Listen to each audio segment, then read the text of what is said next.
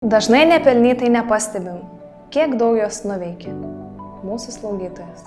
Dažnai mes įpratę galvoti, kad slaugytoja turi dirbti šalia gydytojo kabinete, pildyti įvairią dokumentaciją, spausdinti, rašyti, skaičiuoti, tvarkyti eilę, bet tai ne visai tiesa.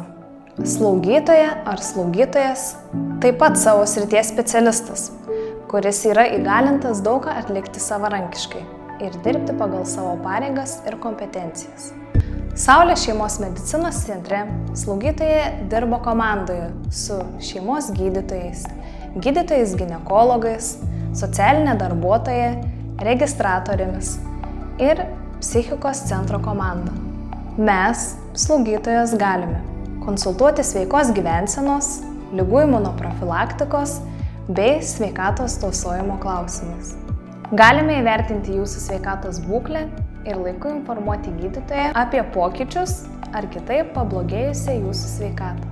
Turime daug žinių apie imunoprofilaktiką, vakcinas, galime paskirti skiepus ir atlikti vakcinaciją, bei sudaryti individualų imunoprofilaktikos planą. Sveikų naujagimių, kūdikių ar vaikų sveikatos priežiūra taip pat slaugytojų darbo dalis. Galime išrašyti receptus jūsų medicininėms pagalbos priemonėms. Atliekame įvairias manipuliacijas, laboratorinius tyrimus ir galime įvertinti kai kuriuos jų rezultatus. Galime koreguoti paskirtų medikamentų dozę pacientui sergančiam arterinė hipertenzija ar naudojančiam krešumą mažinančius vaistus.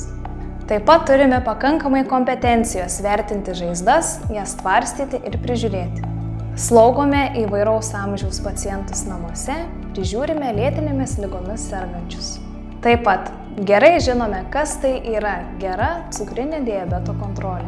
Tai tik maža mūsų slaugytojų darbo dalis. Komandoje labai svarbu kiekvienam gerai atlikti savo darbą. Tuomet pasiekiamas bendras mūsų tikslas – gera jūsų savijauta.